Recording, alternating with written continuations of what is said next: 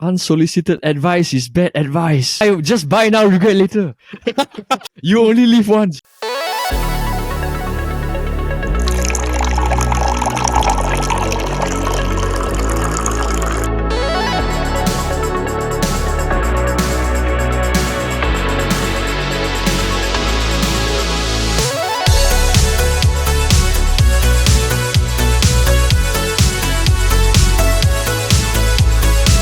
What's up? What's up? And welcome to our coffee shop. I'm your host, Jing Yong. I'm not Medad, although Medad is here. And welcome to an episode of the KopiBros show presented by the Chit Podcast Network. Now, for those of you that are tuning in via YouTube or any other sort of podcasting platform, hi again. Thank you so much for listening in. We are just 4 Singaporeans that do not want to receive any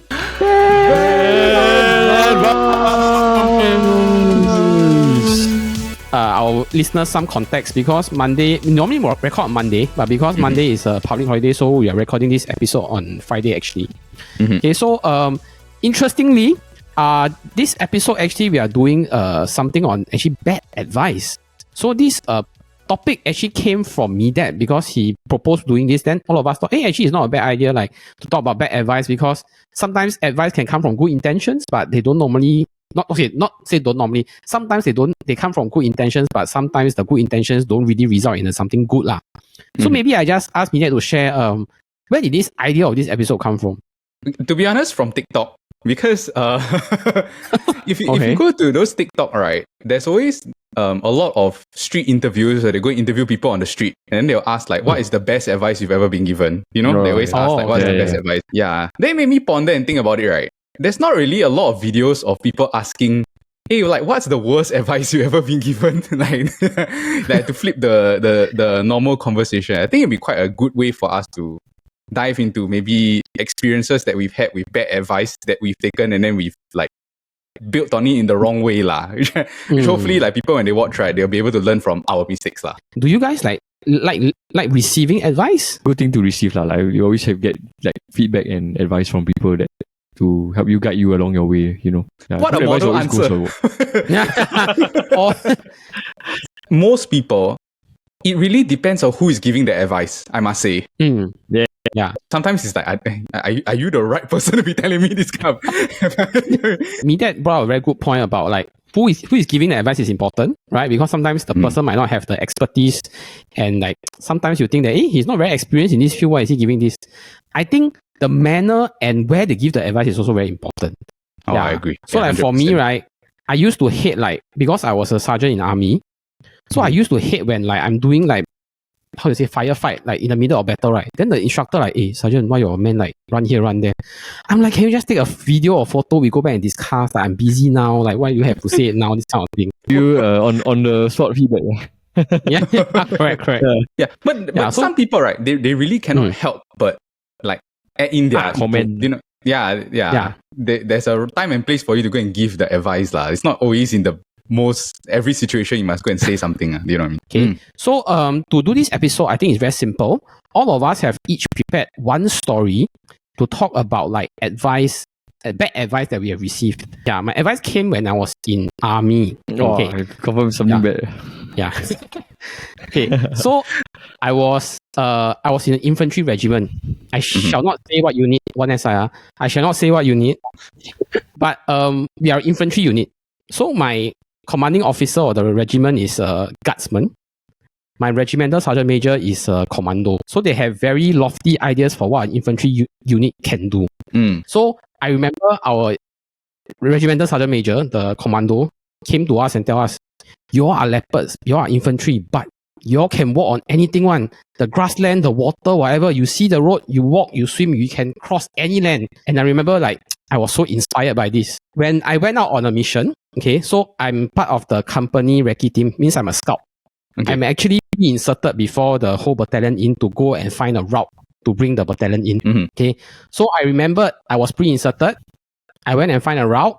Then I came to this place, right? I remember it was all lalang, not very high, up to your waist only. Up to your knees only. Then I saw this small pool of water in front of me. Then I remember my regimental sergeant major voice. You are leopards. You all can walk through anything. Any grass, any water, you all can go through. Next thing I knew, I put my right leg out. water go inside my mouth, yeah. I still remember the taste of water, you know. And how the water go in. Then sing all the way down. correct. Then I look up, I remember my eyes looking up, right? I saw all my friends laughing at me, yeah. So they laughed for a good 5 seconds before they come and help me. Ultimately, I was pulled out from there, but my whole body was wet. Then I had to walk back in a very wet uniform. Everybody asked me, hey, John, what happened? Is it that we have to walk through water? I'm like, because of me, you all are safe, don't worry. So you're part of leopard, right? Correct? Yes. You know, leopards, they intentionally climb trees to avoid water. Yeah, the irony. You're a leopard, you can walk through anything. I'm like, a leopard doesn't do that. That whole night I walking, I'm like shivering, like, wow, in cold, yeah. Army is not the best time to learn things. like for stuff like. Yeah. I think a lot of people will tell you that in army, right, there's a fair share of people that think using their muscles, not their brains. Let's just advance. Now it's up to Paul Medad to rate how bad my advice given by my Encik is. It's a good tree lah. It's a good tree. I think it's tree, yeah. If I ever come across like a water ditch like that, right, I'll be using your advice. Yeah, to avoid the water ditch. After J is M. Okay, Medad, it's your turn. I've actually had a few like bad advice where I really feel like, okay, this is like nonsensical advice that I've taken to heart. Because like you said, right, I feel that it was someone that was valuable telling me the thing. So I really valued the advice. And then it only turned out much years like later as when you grow and then you create your own sort of opinion. Then you realize that actually, yeah, it's not the right advice lah for me in my life. There's something that I really took to heart when I was younger because I was more introverted, but I was more creative. So I was someone that was quite creative as a person. So I always had like ideas of like, okay, like this is be a good business idea.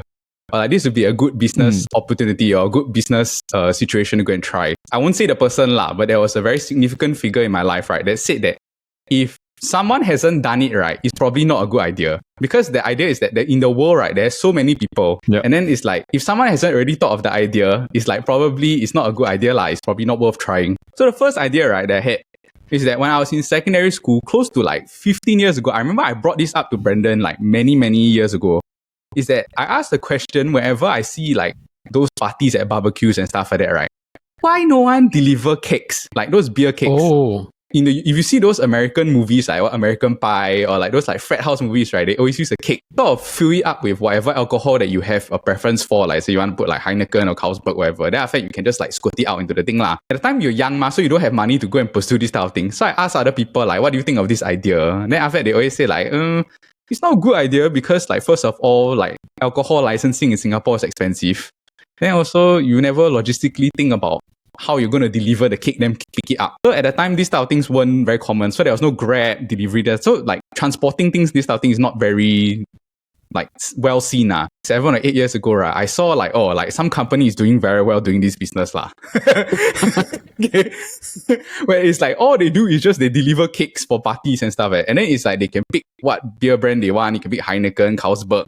You can pick 5 liters, 10 liters. So it depends on what capacity you want. Another one was that I had this idea about 10 years ago when I looked at all those like Old Chunky, all this, I was saying like, why no one come up with like a pasta Subway? You know what I mean? Oh, okay. Yeah. Okay. Yeah, a version like where... Yeah, like no, yeah, something like that, where it's like you sort of have a pasta, like you just take one pasta, then you have 3 sauces, then you just pick what ingredients you want, right? I fry on the spot, I put it in a box that I give to you. And then at the time, right, I was thinking like, this is a good way because no one sits there, so you don't pay for like a lot of rental or space because you're just picking one sort of slot. And then after that, the manpower is very little because you just need about 3 people to learn how to cook. Once again, a lot of people, they told me like, this is not a good idea because, you know, no one likes to eat the tapao food cold. By the time you put it in a packet, you bring it away, it will not be nice and stuff like that. Now, if you look at like what wok hey pasta go, it's like literally whatever they do, right? Yeah. Thriving on takeaways. Yeah, on takeaways and stuff like that lah. And then the last one, because I wanted to do podcasting for very long. It's like one of my biggest regrets in life, right? That I didn't do it earlier lah. I did it I wanted to do it when I was in army already, like podcasting at a time where it wasn't so big. They were saying like something you should do if you haven't have a job yet. Because in a way you don't want to like in public, you don't want to say too much things in public that it might come back to bite you and stuff like that. But then I always thought about it like, if we can find a format where I don't need to talk about all this, like I don't need to talk about news or whatever. If like our draft just format fun, is quite a repeatable format that we can keep using and stuff like that lah. Like flash forward to today, right? everyone has a podcast now lah. So yeah. Yeah. I mean, like in some situations, right, it's true. If like someone hasn't thought of this idea, it's probably a bad idea lah. But I think you yourself have to go and make the effort to go and really research the thing well. And then don't be discouraged by what other people say. And then you form your own opinion on whether you think that, yeah, it's not a good idea or it's not a good business decision lah. So yeah. If you have done it during army, I wouldn't have been part of the podcast. Yeah, it's true. No, actually, no. We know each other already by then. Really, man? Yes, we know each other by then. Who knows? We could have started a basketball podcast. So for me, that story, Paul, how would you rate out of 5? It's like warning him to like, okay, just don't go anywhere near all these things that you want to do. You know, that kind. Yeah. Yeah. Like even if it's success or failure, then at least he will make his judgment after that. Yeah. Yeah. So I think if you fail, at least you tried to fail. I mean, you tried lah. Yeah. Yeah. I think as we progress in age, right, we realize that failing at the right age, yeah, it's important. Yeah. Because now we're at 30s, right, we are more afraid to fail because you don't have much time. Well, let's say we'll try it again more. Correct, we have a shorter runway lah. Yeah. Okay, so I agree. I think a 4 is a good a good rating for this bad advice. Lastly, okay, Paul, what is your story? Okay, I think mine is not as like severe. Actually, I think you should let me that ended it off with these big stories. Well, one of the worst advice like I still remember until now, right, is back when I was in my early teens, like when after I started growing taller, right? I was a very skinny kid, so I wanted to work out. At that time, Medad was like quite big already. Like he was working quite frequently. Right? Then in my head, I was like, okay, maybe I want to do something. Like I'm tired of being called the skinny kid, right? So I started going to the gym. Then one of my PE teachers, right, like he found out that I was like going to like the home team NS or this, after school. So back then I was like 14 or 15. Then he said this, I think you shouldn't gym because you will stun your growth. Stun your growth. Yeah, correct. Then I'm like, really? Then I already like 2 months in already, that kind. Like I already I bought the mass gainer and everything already.